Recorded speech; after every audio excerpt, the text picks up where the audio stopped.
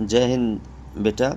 आज हम लोग क्लास 11th काइनेमेटिक्स के लिए एक न्यूमेरिकल सॉल्व करेंगे।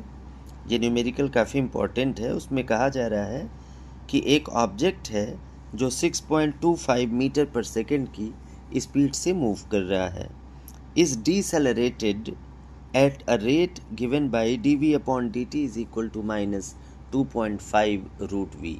मतलब एक ऑब्जेक्ट है जो 6.25 मीटर पर सेकेंड की स्पीड से मूव कर रहा है और तब उसके मोशन में डिसेलरेशन या रिटार्डेशन स्टार्ट हो जाता है with the rate of -2.5√v।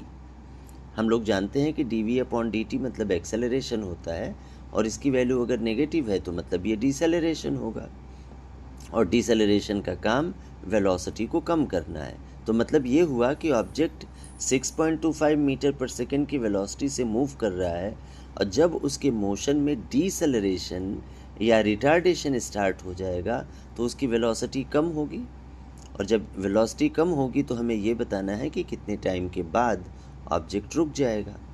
तो अब सबसे पहले तो हमें ये करना है कि इसमें v को और dv को एक साइड में रखना है ट्रांसपोज करके, तो इसका क्रॉस मल्टीप्लाई करके dv/√v और -2.5 dt लिख देंगे। क्रॉस मल्टीप्लाई करके ऐसे करेंगे और उसके बाद दोनों साइड का इंटीग्रेशन करेंगे। तो इंटीग्रेशन करने से पहले √v को न्यूमरेटर में लेके जाएंगे तो v पे पावर -12 dv हो जाएगा और -2.5 dt ये ज्यों का त्यों रहेगा। अब उसके बाद जब इंटीग्रेशन v पे पावर -1/2 का किया जाएगा तो ये आ जाएगा 2√v और -2.5 dt का इंटीग्रेशन हो जाएगा t और उसके बाद एक इंटीग्रेशन कांस्टेंट हम यूज़ कर सकते हैं c। फिर उसके बाद जब t ज़ीरो होगा, t ज़ीरो यानी कि जब मोशन स्टार्ट हुआ तब जो फाइनल वेलोसिटी v थी वो इक्वल होगी इनिशियल वेलोसिटी के। तो अब t इज़ इक्वल टू 0 और v की जगह u ऊपर वाले इक्वेशन में पुट कर देंगे तो c की वैल्यू आ जाएगी 2√u।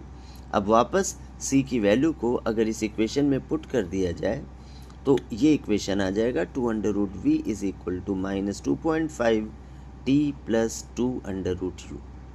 अब इस इक्वेशन को देख लीजिए, इसमें कहा जा रहा है कि ऑब्जेक्ट कब रेस्ट में आ जाएगा, मतलब फाइनल वेलोसिटी कब ज़ीरो हो जाएगी। अब इसी इक्वेशन में अगर v की वैल्यू 0 रख दें तो इसको सॉल्व करने पर हमें t की वैल्यू मिल जाएगी 2 सेकेंड।